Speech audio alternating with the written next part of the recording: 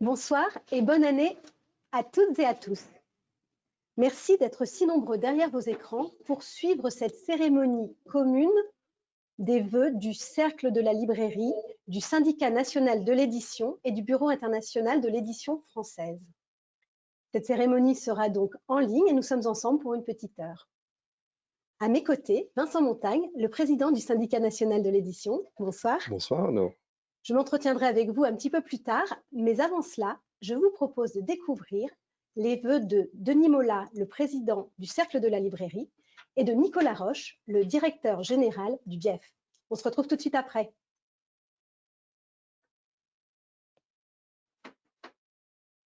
Bonjour. Le Cercle de la Librairie, par son passé de référence interprofessionnelle, a toujours su mettre à disposition les moyens indispensables aux évolutions de la chaîne du livre. Le Cercle de la Librairie saura toujours répondre à tous nos besoins. Cette présence du Cercle de la Librairie se fait par ses filiales. Electre, en 2020, a poursuivi son programme de modernisation.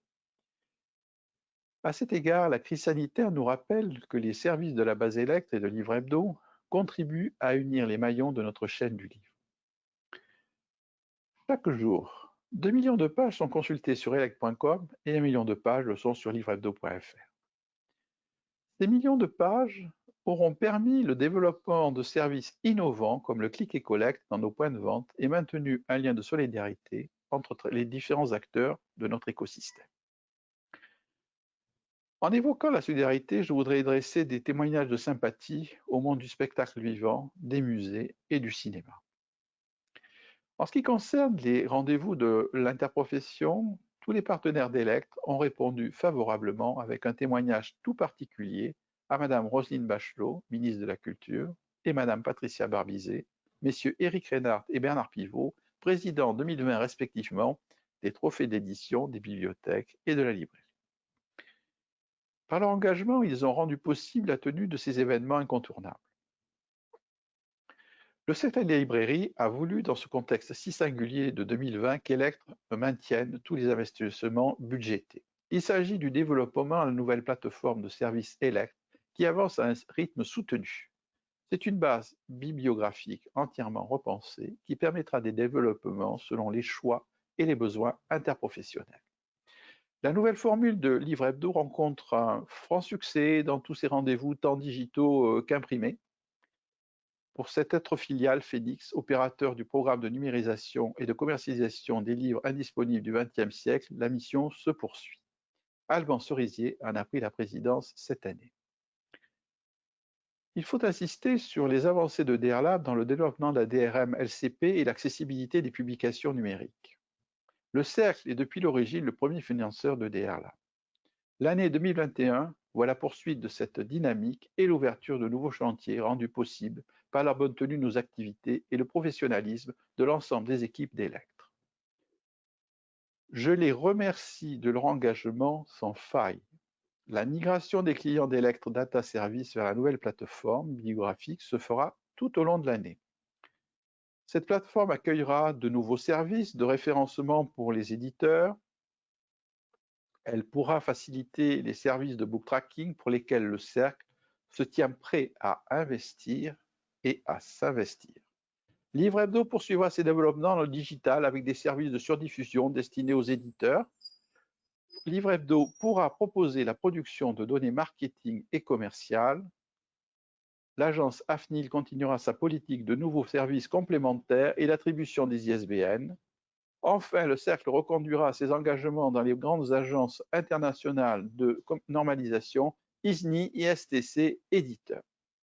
Une grande mission du Cercle sera de promouvoir l'importance de l'utilisation de la norme ONIX. J'adresse à chacun d'entre vous mes vœux les plus sincères à titre professionnel et personnel pour cette nouvelle année. 2020 nous a prouvé l'importance et le rôle du livre. Certains doutaient auparavant de son avenir. Le livre est bien présent, indémodable, nécessaire, et il demeure plus que jamais garant de liberté et d'humanité.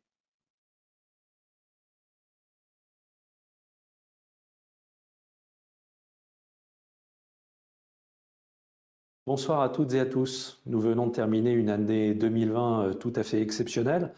Exceptionnelle pour les marchés du livre, qui se sont finalement bien comportés, et avec des difficultés sur le circuit international, puisque, vous le savez, certaines maisons ont eu des difficultés à vendre les droits comme elles le faisaient dans les années précédentes. C'est dû au fait que dans le monde entier, les programmes de parution ont été bouleversés et qu'il y a eu moins d'achats de droits devant les incertitudes économiques notamment.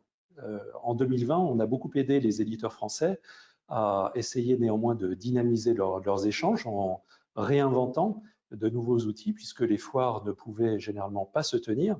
Depuis le mois de février 2020, il n'y a pas de grandes foires internationales qui ont pu se tenir, malgré de toutes petites exceptions. Et on a dû inventer de nouvelles choses, des catalogues numériques thématiques, des webinaires. On a beaucoup inventé avec vous, les éditeurs, les adhérents du BIEF, et puis on vous a beaucoup écouté, tous les éditeurs, petits, moyens, gros, sur tous les segments éditoriaux pour se réinventer.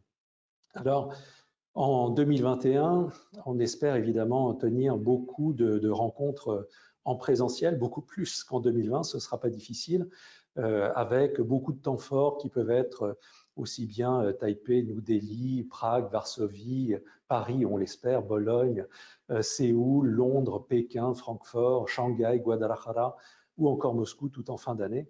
Et si certains événements ne peuvent pas se tenir en présentiel, le BIEF proposera à chaque fois une solution digitale. Et puis, beaucoup de rencontres professionnelles, des rencontres généralistes ou thématiques. On va commencer à le faire en ligne avec Angoulême au mois de janvier, et puis Amsterdam, je l'espère, Bucarest, Paris, Tokyo, en Corée du Sud aussi, à Séoul, à Stockholm ou à Berlin. L'ennui ne nous guette pas, et c'est évidemment un programme que nous avons totalement co-construit avec vous, les éditeurs adhérents du BIEF.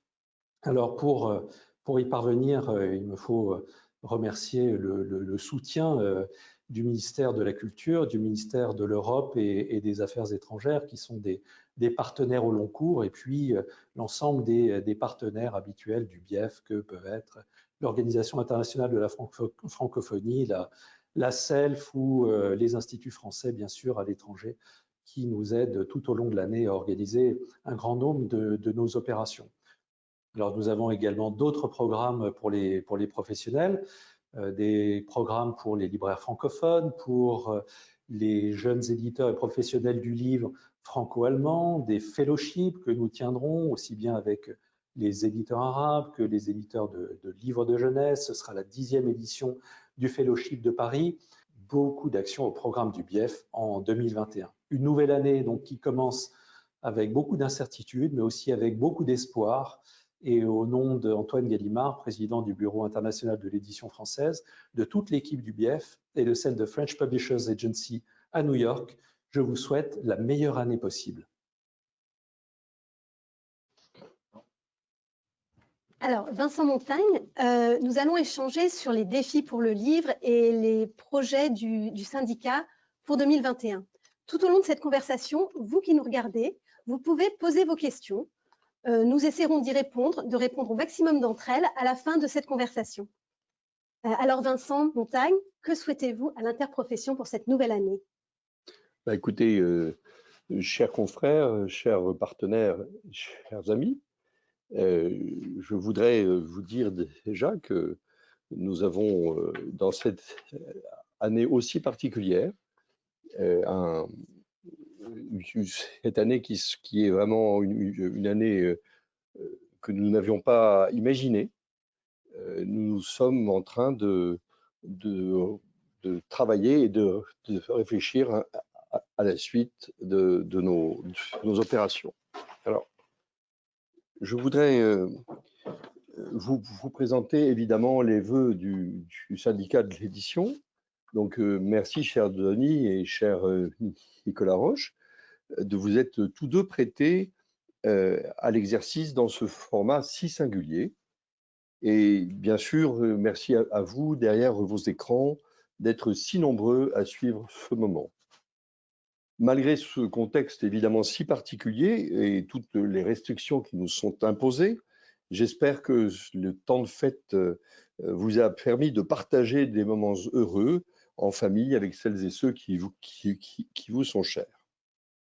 Chaque année, les vœux du SNE, du BIEF et du Cercle de la librairie sont un moment privilégié de rencontres, d'échanges et d'amitié, un moment symbolique partagé par tous les acteurs de la chaîne du livre, des partenaires et amis du livre. Et bien sûr, au-delà des autres industries culturelles qui nous font l'honneur de venir. Chaque année, évidemment, le plaisir est grand de serrer les mains, de partager un temps sympathique et convivial, des accolades, des embrassades et évidemment une coupe de champagne. Cette année, hélas, rien de tout cela. Alors, avec ce format, nous avons souhaité, malgré la pandémie, malgré la distance qui nous est imposée, de conserver ce rendez-vous traditionnel. Donc, merci à Livre Hebdo et à leurs équipes d'avoir coordonné l'organisation de cet événement. Si je devais résumer ou illustrer cette année 2020, en un mot, je choisirais sans hésiter le mot solidarité. Cette année, toute l'interprofession du livre a marché sous un même étendard, celui de la conviction que le livre et la lecture sont des enjeux sociétaux majeurs et qu'ils méritent d'être défendus. Face à la crise, face à l'urgence, auteurs, éditeurs, libraires et je voudrais rajouter les journalistes ont fait cause commune pour défendre le livre et toute l'industrie. Avec une détermination exemplaire, nous avons multiplié les initiatives pour être vus et entendus, suscité les réunions diverses et variées, les négociations tous azimuts, avec comme seul mot d'ordre ce triptyque urgence, reprise, relance. Alors, au nom du bureau, je voudrais vraiment remercier tous ceux qui, par leur action, par la signature des pétitions, et celle d'octobre ayant dépassé 200 000 signatures, par leur indignation aussi, leur humour parfois ravageur, qui ont conforté notre détermination. Je voudrais aussi remercier le CNL et son ancien président, Vincent Monadé, également tous les services du ministère de la Culture qui, début avril, au début du confinement, mettaient déjà en œuvre des aides d'urgence pour le livre avec une exemplarité remarquée par les parlementaires. Je ne veux pas oublier les cabinets ministériels et les conseillers qui ont plaidé constamment, inlassablement, pour maintenir les librairies ouvertes. Mais celui que, au nom de nous tous, je voudrais tout particulièrement remercier, c'est notre lecteur. Manifestant dès le 11 mai son soutien indéfectible à son libraire, son attachement au livre comme un bien essentiel, confirmant aussi en fin d'année que le livre est le cadeau préféré des Français. Alors, que nous réserve 2021 ? Qui le sait aujourd'hui ? Alors, rappelons-nous simplement que nous sommes un secteur économique de taille modeste et que dans la chaîne du livre, chaque acteur, qu'il soit auteur, éditeur, libraire, chaque acteur est un entrepreneur, ce qui nous donne une agilité qu'il faut savoir préserver. Alors je souhaite de tout cœur que cette année nous permette de poursuivre sur la voie de la solidarité, de l'innovation et de l'adaptation. J'espère simplement que nous ne perdrons pas un temps inutile à plaider devant l'évidence de laisser la librairie ouverte.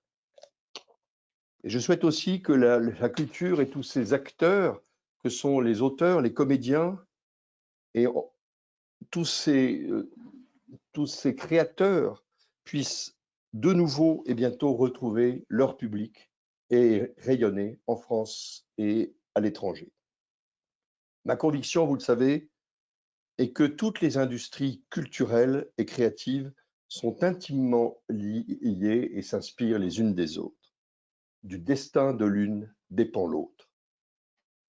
Tous les secteurs de la création participent au succès des œuvres, leur permettent ainsi de traverser le temps et construisent mystérieusement leur résilience. Le livre a traversé bien des crises. et accompagner la construction de cet après, de l'après, porté en cela par l'engouement renouvelé des Français pour la lecture, c'est un formidable espoir qui nous est donné. Notre métier, l'édition de livres, est une formidable industrie qui sait innover, s'adapter et accompagner l'évolution de l'humanité. Et même si, comme l'a joliment dit Laurent Godet, le livre est déjà en soi un territoire de partage et de plaisir, je nous souhaite aussi de retrouver très vite le bonheur du partage, des embrassades et des poignées de main. Alors à tous, à titre personnel et au nom des membres du bureau du syndicat, de Pierre Dutilleul et avec lui de toute l'équipe du SNE, je vous présente mes vœux les plus chaleureux. Merci beaucoup Vincent Montagne. C'est vrai que comme vous l'avez dit, là, l'année a été vraiment folle et le SNE a accompagné le monde du livre, s'est adapté, a inventé. Et je crois que vous avez une petite vidéo à nous montrer qui résume un peu cette année. Regardons-la ensemble.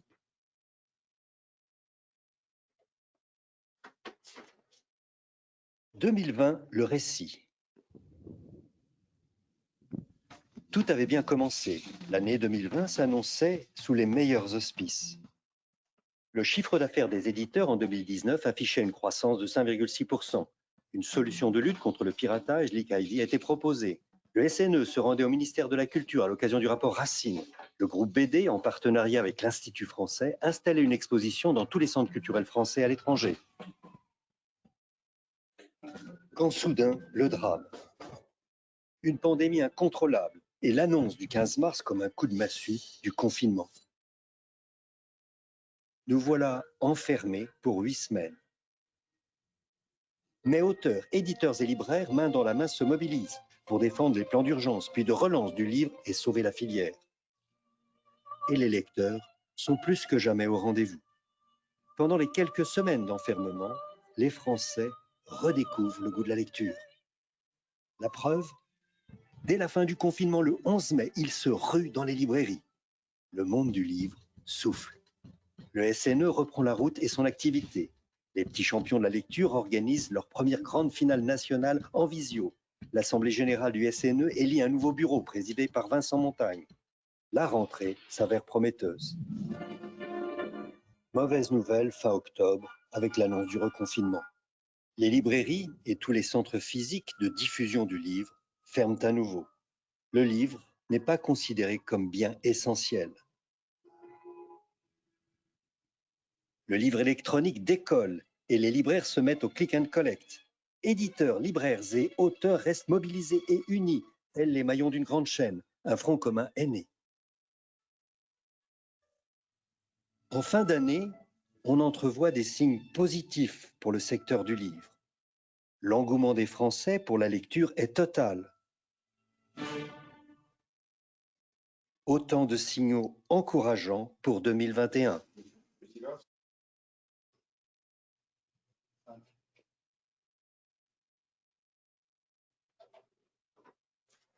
Alors, Vincent Montagne, est-ce que vous avez des premières données chiffrées sur l'année 2020, le marché du livre et les éditeurs, comment se portent-ils aujourd'hui? Alors, imaginez que vous me posiez cette question il y a un an et que je vous réponde, voilà, eh bien écoutez, nous avons fait à peu près moins 2, moins 3% cette année. Vous m'auriez dit, ah oui, le livre est encore en difficulté, est encore un peu en baisse, et donc c'est un petit peu ennuyeux. Eh bien, figurez-vous que c'est moins 2% que nous venons probablement de vivre, et encore nous n'avons pas les données du livre numérique. Ça représente, en réalité, premier confinement, moins 278 millions d'euros. Période entre le 11 mai et le 28 octobre, plus 165 millions d'euros. Puis à nouveau en novembre, moins 96 millions d'euros. Et en décembre, plus 135 millions d'euros. Voilà la réalité des chiffres de l'édition qui sont exceptionnels et en même temps le fruit d'une aberration, c'est-à-dire de succession de confinements, de déconfinements qui ont exigé un travail considérable de programmation, de déprogrammation commerciale, éditoriale. Bon, donc ce qui se passe est assez extraordinaire, c'est la vision que nous avons aujourd'hui d'arriver à faire moins 2% au total. C'est-à-dire une forme de stabilité étonnante. C'est le chiffre d'affaires de l'édition. C'est le chiffre d'affaires probable de l'édition D'accord. sur base des sondages de GfK. Alors, c'est un chiffre d'affaires France, c'est-à-dire que nous n'avons pas du tout les perspectives de ce qui s'est vraiment passé dans la baisse des cessions de droit internationales. Nicolas Roche en parlait un petit peu, et donc des conséquences de tout ce qui n'aura pas eu lieu en 2020. Et en plus, cela cache des disparités éditoriales très, très fortes, puisque finalement, alors la star du premier confinement, c'est le parascolaire, qui au total sur l'année 2020 aura fait plus 4%. Le secteur qui s'en tire le mieux, c'est la bande dessinée, qui fait plus 6% en valeur. Et puis après, c'est assez stable, la littérature serait à moins 0,5, c'est-à-dire extrêmement stable. Et bien sûr, des secteurs plus petits, mais des secteurs aussi historiques qui sont en perte de vitesse de manière très sensible. Évidemment, vous imaginez les guides de voyage, le tourisme. Lorsque vous n'avez pas de voyage, pas de restauration, pas de librairie, ça fait beaucoup de choses à la fois. Et donc là, on est sur des moins 40 à moins 50%. Oui. Et sur le plus long terme, il y a eu quand même beaucoup de désinvestissements en 2020, des collections qu'on a repoussées, des déprogrammations, des achats de droits qu'on n'a pas faits. Est-ce que vous avez une idée sur les conséquences plus à long terme de ces déprogrammations et de ces désinvestissements sur le marché du livre? Alors, on y reviendra peut-être en parlant des auteurs, parce que je pense que le premier chiffre le plus impressionnant est peut-être de se dire qu'on a peut-être réduit de 15% la production éditoriale. Donc, vous imaginez les conséquences sur ceux qui attendaient une reconnaissance par la publication de leurs livres. Des investissements, le terme est délicat, mais je comprends ce qu'il veut dire. C'est-à-dire que d'une certaine façon, Nicolas Roche nous expliquait tout le programme à venir et montrait un peu l'étendue de tous les efforts que font les éditeurs à l'international pour les cessions de droits, mais aussi pour acheter des droits éditoriaux. Donc, quelles sont les conséquences réelles des non-achats de droits pour les années à venir, par exemple, ou des non-cessions de droits? Cession de droits, ça veut dire aussi une reconnaissance internationale, et ça veut dire aussi probablement ce que j'expliquais dans mes vœux, dans ces liens avec les autres industries culturelles et créatives, c'est-à-dire le déploiement de l'œuvre de nos auteurs sur d'autres supports audiovisuels, droits dérivés ou autres, qui sont très importants dans la rémunération des ayants droit. D'accord. Et j'avais une question à vous poser sur un dossier du syndicat. Je crois que c'était lors des vœux en 2019. Vous aviez évoqué le book tracking, qui serait un outil de l'interprofession pour connaître au plus près les ventes sorties de caisse. Où est-ce qu'on en est de ce dossier du book tracking? Alors, peut-être prendre un peu de recul par rapport à cela. Nous avons, cet outil, justement, puisque je le citais en démarrant, qui permet par GfK de savoir à peu près les sorties caisses. Et bon, évidemment, ce sont des sondages. Je pense que l'objectif du book tracking, c'est de mettre en œuvre de façon plus systématique des remontées d'informations à destination des éditeurs et des auteurs. Et donc, pour un auteur qui publie dans plusieurs maisons, avoir lui accès par une forme de site multi-éditeur aux informations, c'est généré par une forme de tiers de confiance de l'interprofession, par un outil, des informations qui sont extrêmement utiles pour eux. D'abord, tout simplement, de remonter d'informations et une forme de transparence et de vérification.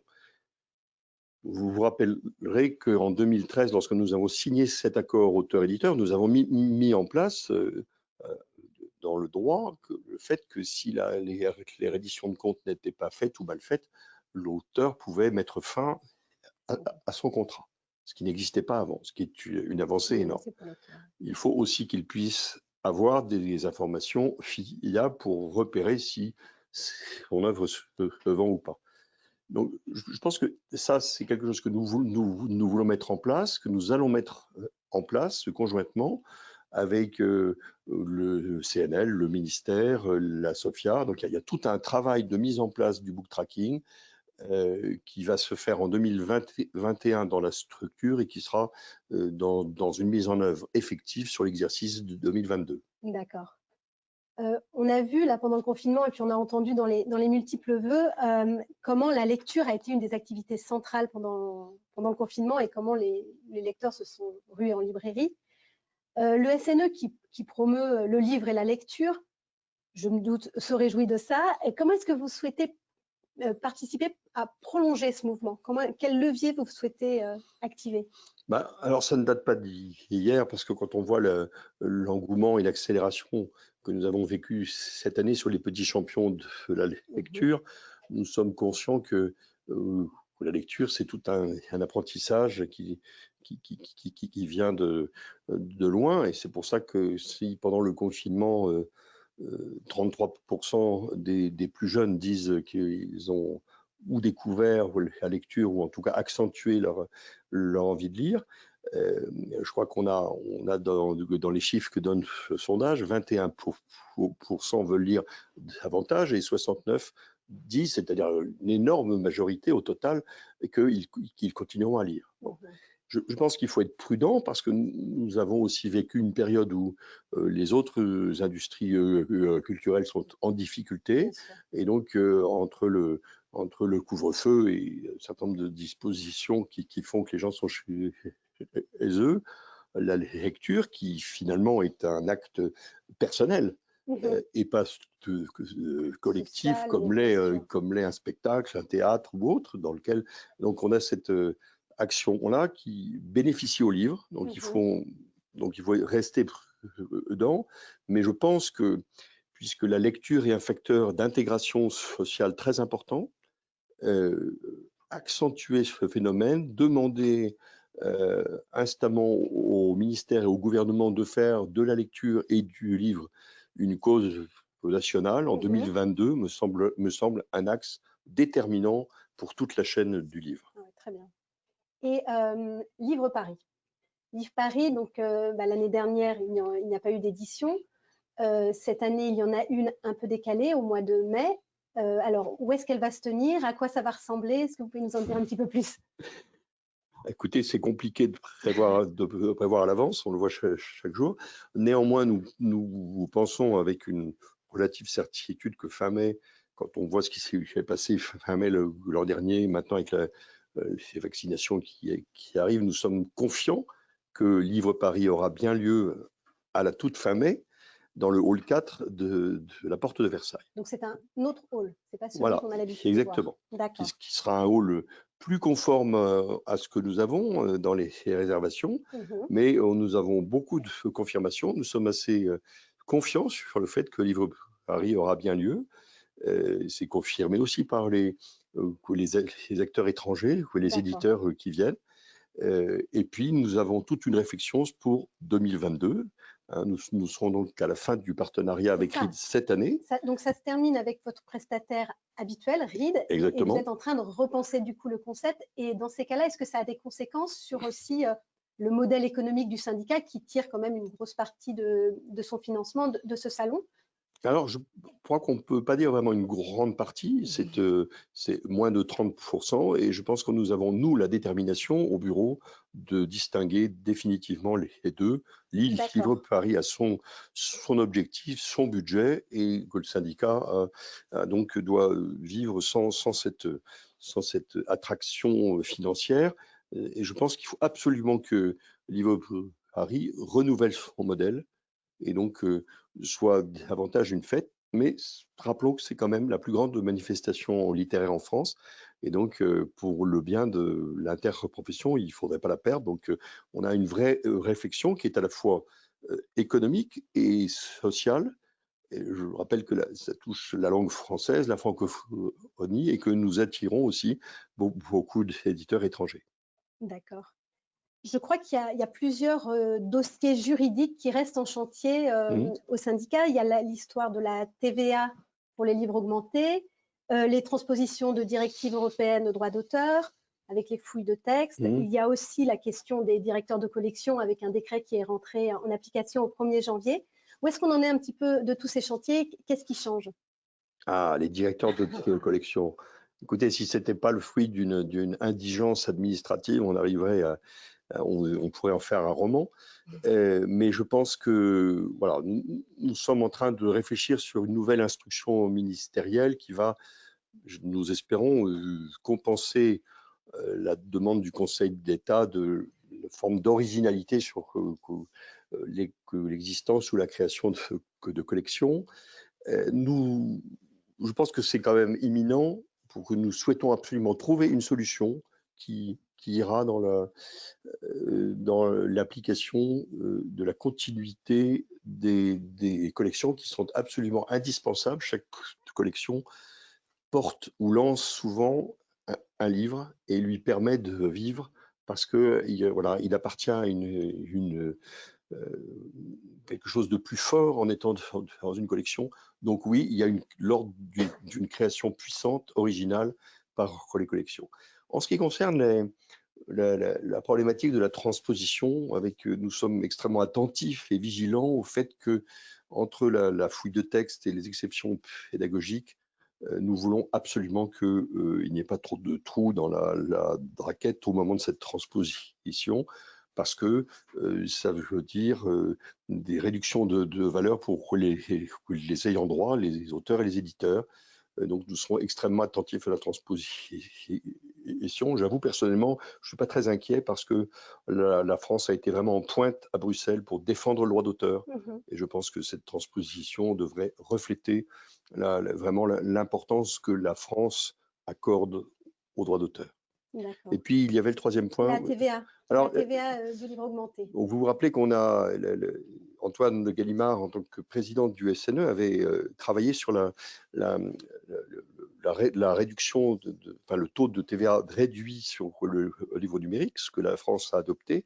Et en 2012, donc ça fait 9 ans que nous avons ce taux de réduit. Il s'agissait donc du livre numérique homothétique, c'est-à-dire la transposition directe du livre imprimé sur le livre numérique. Depuis, le livre numérique s'est enrichi. Et donc, il y a une espèce de frontière entre le livre enrichi et le livre qui serait peut-être transformé. Et donc, si ça devient trop transformé, ça sera une TVA plutôt à 20%. Et donc, il faut travailler sur la frontière entre le livre enrichi qui devrait bénéficier d'un taux réduit comme le taux réduit du livre numérique homothétique. Pardon, c'est un peu technique, mais et ça, ce sont important. Des dossiers que vous pensez pouvoir voir aboutir durant l'année 2021 ou c'est du beaucoup plus long terme? Non, je pense que c'est une réflexion sur ces 3 dossiers. 2021 devrait permettre de les résoudre. D'accord. Et j'aurais une dernière question avant de passer à celle du public. Concernant les auteurs, de nombreux auteurs, suite aux déprogrammations, suite à l'absence de salons, de déplacements, de signatures, ont été fragilisés par cette année 2020. En quoi le syndicat peut les accompagner? Je crois que parmi vos actions, vous travaillez à mettre en place un fonds d'aide aux éditeurs défaillants à l'égard de leurs auteurs. Est-ce que vous pourriez nous expliquer ce qu'est ce fonds et qui est-ce qui participe? Oui, je vais vous l'expliquer, mais je voudrais prendre un peu de recul en disant que je pense que cette année est une année extrêmement dure pour les auteurs et les créateurs. Et il y a la dimension économique et il y a aussi la dimension psychologique. Je pense que nous travaillons par le biais de France Créative avec toutes les industries culturelles et créatives et nous le voyons auprès des auteurs, des acteurs, des musiciens, tous ceux qui sont vraiment empêchés de vivre. Quand je dis de vivre, c'est au sens fort. Et donc nous sommes conscients qu'il faut qu'il y ait un dialogue renouvelé et approfondi avec les auteurs et leurs représentants. Sur le fond, ça c'est une idée que nous portons. Nous sommes conscients et nous avons tous été confrontés en reprenant parfois des fonds d'édition ou des maisons d'édition. Est-ce que donc plutôt en difficulté à ce que des auteurs n'ont pas été rémunérés parce que la maison a déposé le bilan. Mais je pense qu'il y a quelque chose de très simple, c'est de mettre en place un fonds de dotation pour que les auteurs soient rémunérés et honorés lorsque une maison d'édition est en liquidation judiciaire et donc et que l'auteur soit rémunéré en priorité comme un créancier important. Parce que pour le moment, ce n'est pas dans les dettes prioritaires. Souvent, on va d'abord au côté de l'imprimerie. Ça n'est pas le cas. Et puis souvent, voilà, je suis conscient que beaucoup de maisons d'édition, je le dis souvent, ne roulent pas sur l'or. Vous savez, 80% de nos adhérents, ce sont plutôt des petites maisons d'édition. C'est difficile. Mais voilà, à nous d'assumer cette responsabilité en faisant un fonds d'aide. Et je pense que c'est quelque chose que nous allons mettre en place cette année. Et c'est le SNE qui le mettrait en place. Qui serait partie prenante exactement? Nous en parlons avec la SOFIA. J'en ai parlé avec Regina Chando, la nouvelle présidente du CNL. Donc je pense que nous avons une vraie volonté de mettre en place ce fonds cette année. D'accord. Et vous savez, vous parliez des petites maisons d'édition qui sont quand même le gros en fait de vos adhérents. Est-ce que vous déplorez des faillites après cette année 2020 très difficile, ou pour le moment, ce ne sont pas des infos qui sont remontées jusqu'à vous? Non, parce que elles ne sont pas remontées, mais pour beaucoup de petites maisons d'édition, j'ai souvent dit, vous savez, il y a 74% des maisons d'édition qui n'ont pas l'équilibre économique. Hein, donc il faut avoir conscience de ça. C'est souvent donc des gens qui se lancent dans des maisons d'édition, qui ont souvent d'autres activités à côté. Donc ça ne se traduit pas forcément par une faillite, mais par je jette l'éponge. Et je pense que un arrêt de la production. Voilà, je crois que voilà, aujourd'hui nous sommes très conscients que beaucoup de petites maisons d'édition ont reporté leurs titres parfois les plus importants en disant je ne veux pas les sortir maintenant, donc je vais les sortir l'an prochain. Donc il y a une vraie réflexion pour ces maisons d'édition sur leur programme éditorial. D'accord. Et malheureusement, quand vous n'avez plus que les ventes numériques, vous avez de plus en plus d'une pression sur les titres, les best-sellers. Et donc, entre guillemets, les best-sellers des petites maisons d'édition ont plus de mal à passer chez les diffuseurs. Et parce que donc il y a voilà. C'est très compréhensible, mais il y a une pression. Donc, vivement une année normale en 2021. Pour rebondir sur cette pression, là, je suis avec les questions du public. On a Gilbert Trompa, qui est le dirigeant du groupe Corsair, qui, lui, évoque justement la question de la surproduction et qui nous dit que le livre tue le livre. Comment réduire le nombre de nouveautés? D'ailleurs, en 2020, je crois qu'elles ont été réduites de 10-15%. Est-ce qu'il y a des choses à prendre dans cette réduction qu'il y a eu en 2020 et qui pourrait se prolonger? Comment est-ce qu'on peut la réduire, cette réduction? Alors, dans les 10-15%, il y a effectivement des nouveaux romans ou un peu de production littéraire, éditoriale qui a été emportée, mais vous avez aussi par exemple des livres pratiques qui sortent traditionnellement au printemps et qui ne sortiront qu'au printemps 2021.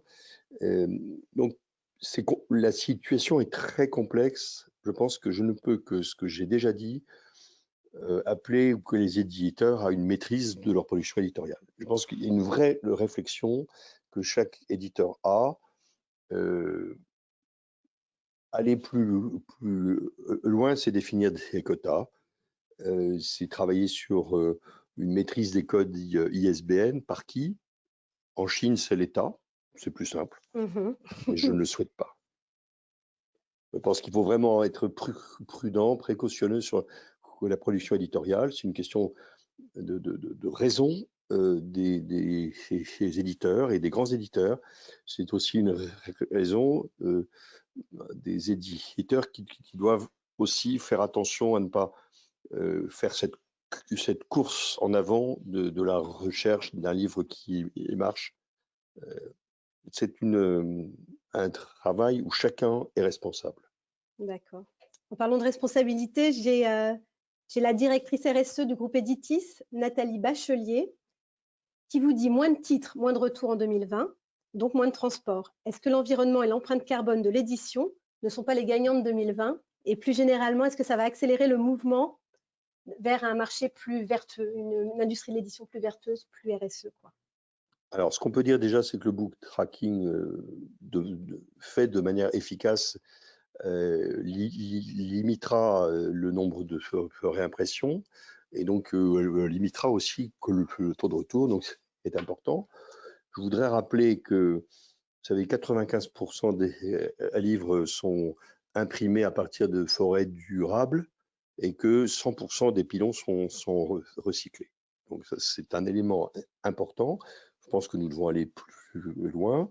Je pense que nous allons travailler sur une charte renouvelée et que nous signerons les accords de l'ONU en 2021 sur l'environnement pour les éditeurs.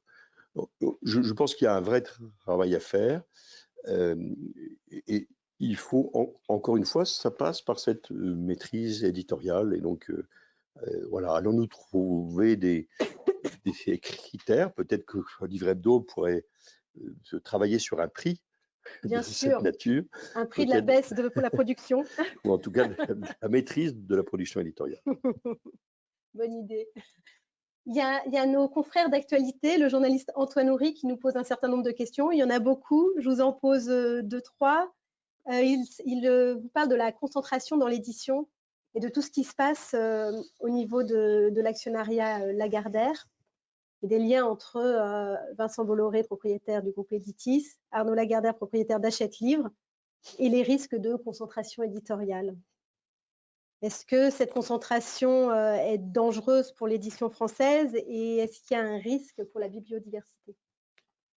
Alors, vous imaginez qu'il ne m'appartient pas trop de commenter ces accords privés qui sont peut-être ou pas d'ailleurs en train de se faire entre des grands groupes. Je ne peux simplement faire que faire référence à l'histoire en 2003-2004. Ce qui a été peut-être la clé importante dans le match qui opposait à l'époque Lagardère à Vivendi Universal Publishing, devenu Editis, c'était l'accès au marché. Et je pense que dans la diversité éditoriale, effectivement, il faut être attentif à ce que la concentration de l'accès au marché, donc je parle bien de la diffusion distribution, n'atteigne pas un pourcentage tel que la concentration du secteur crée des effets asymétriques sur les clients et plus en amont sur les auteurs et la création éditoriale. Donc je pense que aussi bien la France que Bruxelles seront extrêmement attentifs à ça et je suis sûr que ça n'a échappé à aucun des groupes qui discutent ensemble. D'accord. Le journaliste Antoine Houry a une autre question concernant les frais de port. Les libraires l'ont obtenu pour une période limitée, une prise en charge des frais de port par l'État. Il y a beaucoup de petits éditeurs qui demandent ça. Est-ce que le SNE est en discussion avec la Poste? Est-ce qu'il y a des éléments qui ont avancé sur ce point? Alors, en fait, la Poste, tout en étant libre de ses actions, sera dans la difficulté économique dans laquelle vous imaginez qu'elle peut bien être, fera ce que l'État sera prêt à la soutenir pour le faire. C'est ce qui s'est passé pendant le confinement. Moi, je pense qu'effectivement, et particulièrement, je pense aux éditeurs, aux petits éditeurs indépendants, et particulièrement en province, comme les libraires, je pense que beaucoup d'entre eux devraient avoir accès à la capacité d'envoyer par la Poste leurs livres à des conditions très préférentielles. Donc c'est un vrai sujet, c'est quelque chose que nous demandons depuis longtemps et il faut le faire parce qu'aussi s'ils arrivent eux-mêmes à avoir leurs propres clients, ça peut désengorger une partie de la diffusion distribution et des mises en place avec un taux de retour très élevé dont on parlait. D'accord. Nous avons Patrice Lockman de la SGDL qui nous dit « Des discussions devaient être engagées en 2020 avec les organisations d'auteurs sur la question de partage de la valeur. » Où en est-on? Eh bien, je pense qu'il faut poursuivre. Elles sont engagées et il y a des réunions de programmées et elles continueront en 2021. C'est une certitude et je souhaite le faire. Et la directrice RSE du groupe Editis vous demande aussi la parité. La parité est la place des femmes dans les instances de l'interprofession que vous représentez aujourd'hui pour ces vœux. Comment ont-elles évolué en 2020 et peuvent-elles évoluer en 2021? Nous avons une tradition où il y a un certain nombre d'éditrices qui ont été et qui sont au bureau. C'est un peu moins vrai en ce moment, donc c'est aussi une question de la fluctuation des dirigeants des maisons d'édition et des groupes représentés au bureau. Voilà, mais entre les deux nouvelles arrivées, entre Michel Benbunan et Laure Leroy, je trouve que c'est déjà pas si mal. Ça, c'était 2020. Oui, c'était au mois de juin. Alors, nous avons Nathalie Letranchant, qui est chez Cadre Santé. Comment préserver une indépendance éditoriale alors qu'une menace réelle et pernicieuse s'immisce dans la liberté d'expression et dans l'espace démocratique?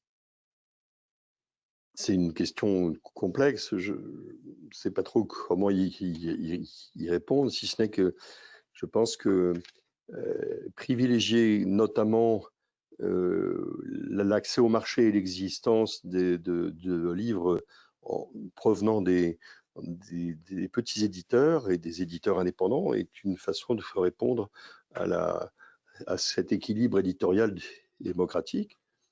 Il n'y a jamais eu autant d'auteurs qui sont autopubliés. Donc, j'ai toujours dit que moi j'étais très favorable à l'auto-édition. Donc, je le redis ici, je pense qu'il faut, il y a beaucoup de personnalités qui veulent écrire et qui n'ont pas forcément accès au monde de l'édition en tant que tel. Vous avez une idée des chiffres? C'est 1/5 de la production, hein, j'ai vu passer moi, je pense que BNF, un livre auto, il y a au moins 100 000 livres auto-édités. Donc, c'est très élevé. Donc, c'est supérieur à l'édition. Et je pense que nous n'avons pas physiquement la place de mettre tous les livres. Donc, il n'y a jamais eu autant de capacité d'accès au marché. Et donc, je pense que la France est assez exemplaire en matière de démocratie éditoriale. Alors là, j'ai une question des éditions multimédia. Alors que la crise sanitaire et ses confinements successifs mettent à mal l'accès aux livres imprimés, pourquoi le SNE ne lance-t-il pas une campagne massive en faveur du livre numérique, quitte à jouer la complémentarité en librairie plateforme avec un e-book offert pour un livre papier acheté? En tout cas, ce n'est pas tellement du ressort du syndicat, pour être franc. Chaque maison d'édition est libre, chaque groupe est libre. Le CNL a favorisé beaucoup la numérisation des fonds éditoriaux et nous avons mis en place de relire.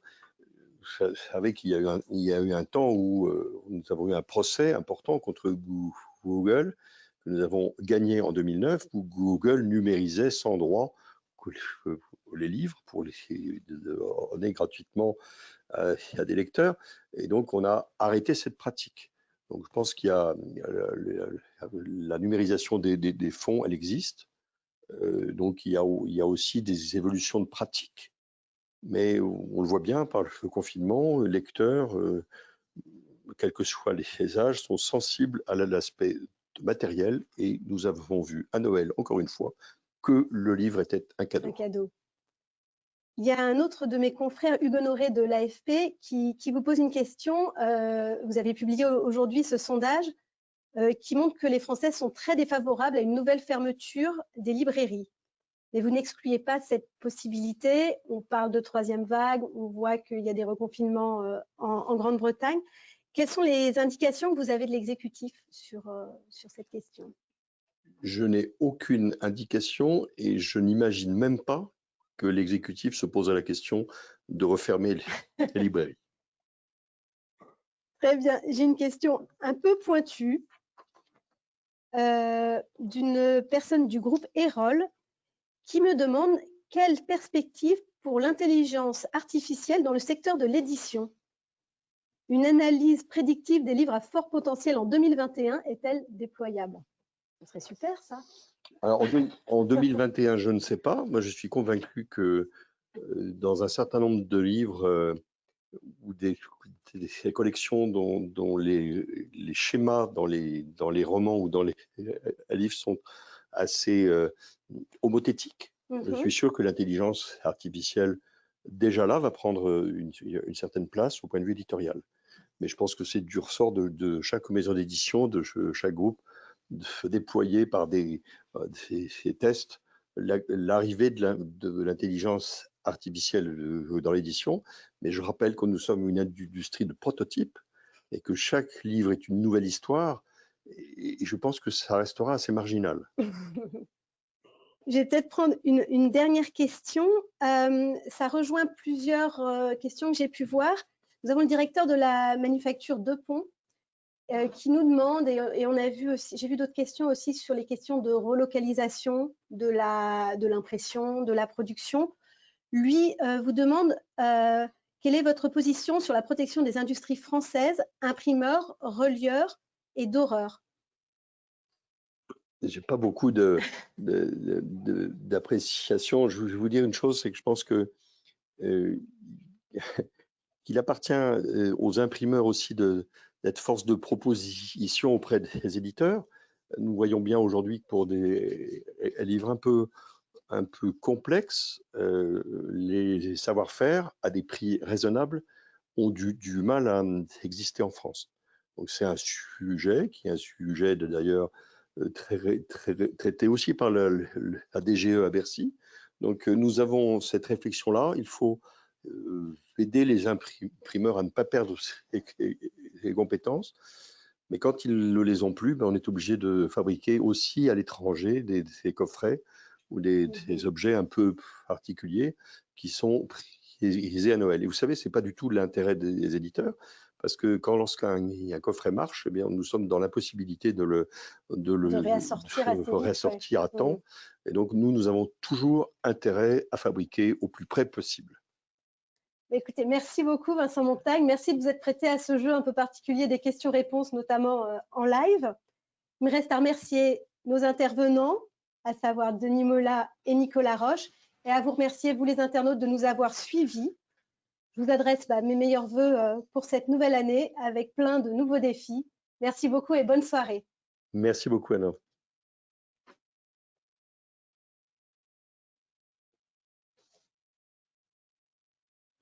Bon.